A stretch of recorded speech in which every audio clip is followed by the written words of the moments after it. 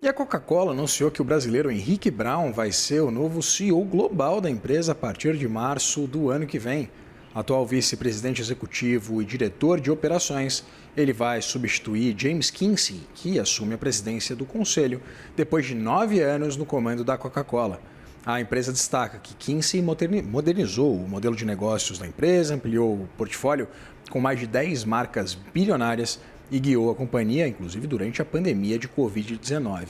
Henrique Braun está na Coca-Cola desde 1996 e já liderou operações na América Latina, na China, na Coreia do Sul e também aqui no Brasil.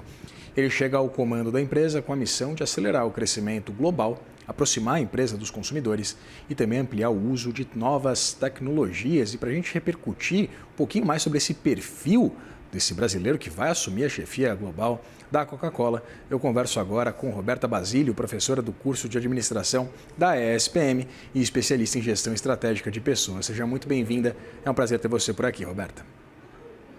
Obrigada, Vitor. Olá a todas as pessoas, é um prazer estar aqui. Roberta, queria entender um pouquinho mais esse perfil, então. Ele ocupou diversas funções dentro da Coca-Cola, desde 96, trabalhando na empresa. Já liderou as operações da Coca-Cola para a China, para a Coreia do Sul e depois presidiu a Coca-Cola Brasil entre 2016 e 2020. Posteriormente, comandaria a Coca-Cola América Latina. A gente pode esperar esse brasileiro de dupla nacionalidade, né, nascido inclusive na Califórnia, ter um olhar estratégico para um país cuja importância para o mercado da Coca-Cola é tão importante como o Brasil? Com certeza, né? A gente tem, então, um brasileiro, então pensa que aqui dentro do Brasil não tem um lugarzinho assim, uma cidadezinha pequena que a gente vai que a gente não acha uma Coca-Cola, né?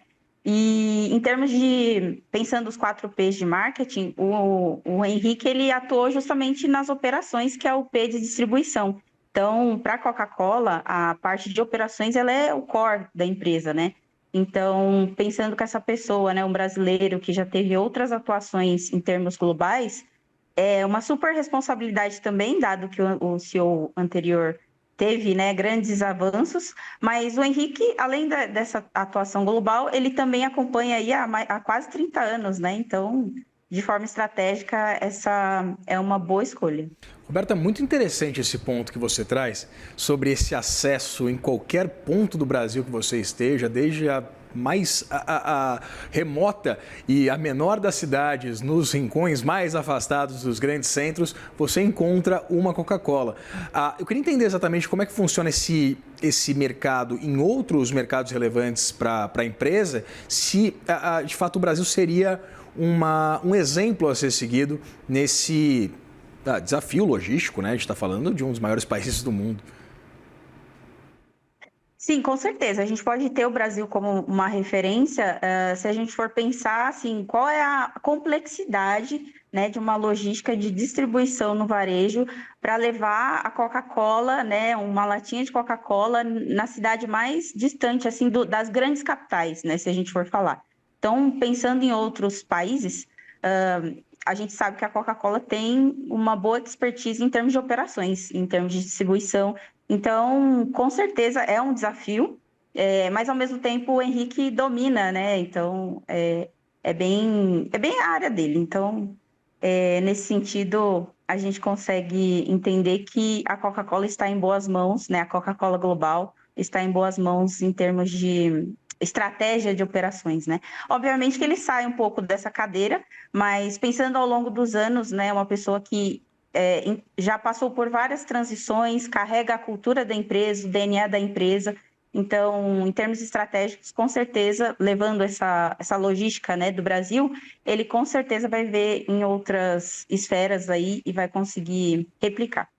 Queria entender, Roberta, na sua visão, qual vai ser o principal desafio dessa nova gestão do Henrique à frente da Coca-Cola, pensando tanto, por exemplo, nos desafios do ponto de vista econômico, macroeconômicos, né, como um todo, mas também nessa mudança, muitas vezes, de hábitos por parte da população, que às vezes buscam, por exemplo, alguns produtos saudáveis, em detrimento, por exemplo, a refrigerantes. A gente sabe que a Coca-Cola tem um portfólio bastante significativo de produtos também, mas eu queria entender exatamente esses desafios pelos quais essa gestão agora vai passar e deve passar com um know-how que, né, bastante significativo. Você disse, quase 30 anos de experiência dentro da própria empresa. Verdade, Vitor. Um dos principais desafios hoje para a área de varejo alimentício são essas pressões sociais em termos de menor consumo de açúcar, menor consumo de gordura. Então, a Coca-Cola vem também trazendo outras versões, né? Então, a Coca-Cola Zero, outras versões com redução de açúcar. Ao longo dessa trajetória da própria Coca-Cola, ela sempre vem se reinventando e inovando em termos de fórmula, né? E acompanhando também o que a sociedade espera. Então, o grande desafio é esse mesmo, de continuar servindo aquele consumidor e consumidora que gosta, né? Que não troca Coca-Cola. Então, a gente brinca, né, nesse calor agora do verão, que não tem coisa melhor que uma Coca-Cola gelada. Mas as pessoas têm feito outras escolhas mais saudáveis. Então, o grande desafio ainda, em termos de consumidor, é justamente, né, a adoção dessas novas práticas alimentares com redução de açúcar, gordura e uma fórmula mais saudável possível. Roberta, a gente sabe da importância e da relevância da FEMSA aqui no Brasil, né? E eu queria entender, apesar dessas dificuldades do ponto de vista tributário, do ponto de vista logístico, como a gente trazia anteriormente, o Brasil, ele pode ser olhado por essa nova gestão com outros olhos, principalmente pensando talvez em uma construção ou uma consolidação do nosso país como um hub estratégico, principalmente pensando na América Latina, ele que também já comandou as operações da Coca-Cola por aqui? Em termos tributários, aí a gente já tem vários desafios, né? Quando a gente fala em Brasil, porque é um dos países que tem a maior carga tributária. Então, se a gente puder elencar aí um desafio que o Henrique pode enfrentar, é justamente a carga tributária, a alta inflação. Então, a cada ano, e a gente até pode dizer que a gente tem um índice Coca-Cola, né? Alguns anos atrás, com de repente R$ 2 a gente comprava, né, uma latinha de Coca-Cola. Hoje a gente compra a R$ 5, R$ 6. Então, pensa que ao longo desses anos a carga tributária vai aumentando, a inflação vai aumentando, então esse é um desafio, né? Não só no ramo alimentício, mas em outras áreas do varejo também.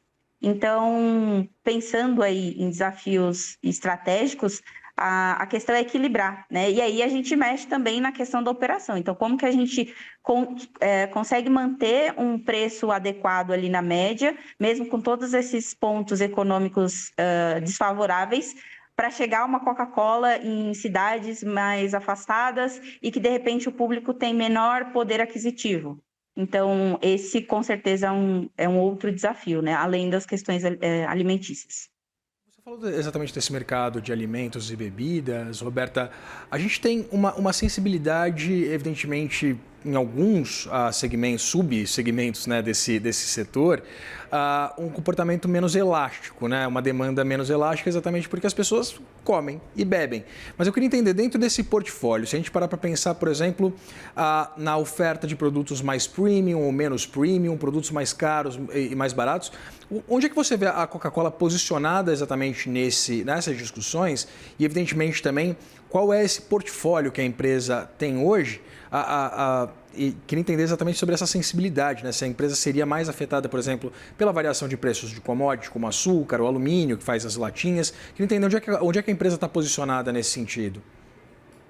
Sim, de fato, Vitor, isso impacta realmente, né, na precificação, na distribuição, então tudo isso afeta os 4 P's de marketing, como eu comentei. Se a gente for pensar no outro público, esse público ele busca algo premium. Então eu lembro, né, que em outros países a Coca-Cola tem outras versões. Então, ao mesmo tempo que a Coca-Cola tem esses desafios de seguir, né, as tendências alimentares do consumidor, ela também se reinventa. Então, ela traz uma inovação. E o Henrique também ocupou cadeiras aí na área de marketing. Então, essa transformação dos produtos, a inovação dos produtos em termos de sabores, é algo que é uma expertise também da Coca-Cola. Então, ela sempre mantém, né, o tradicional, mas sem abrir mão de inovar. Então, em outros sabores, em outras nacionalidades que, de repente, fazem mais sucesso, mais sucesso, um determinado sabor. Então, a Coca-Cola faz esses testes. E, de repente, também outros produtos que, de repente, não fizeram tanto sucesso. De repente, por exemplo, aqui no Brasil, algumas versões de Coca-Cola não fizeram tanto sucesso. Então, ela entende que precisa retirar esses produtos, né, das gôndolas dos supermercados e trazer outros, ou só, por enquanto, manter ali o padrão. E também nessa trajetória aí do Henrique, a Coca-Cola veio trazendo novas aquisições, né, de outros produtos. Então, de repente, uma soda com menos açúcar ou uma água, né, com um sabor. Então, a Coca-Cola tem um vasto campo aí de produtos que contribuem nesse sentido e ela está sempre inovando. Pois é, né, Roberto? Eu nunca experimentei, confesso para você, uma Coca-Cola com sabor de cereja, aquela outra Coca-Cola com sabor de Pois baunilha. é. Confesso que nunca, não sei nem se tem no mercado brasileiro, confesso que eu nunca experimentei. Conversei com Roberta Basile, professora do curso de administração da SPM, especialista em gestão estratégica de pessoas. Muito obrigado, Roberta, pela disponibilidade de conversar com a gente. Eu que agradeço, Vitor. Até mais.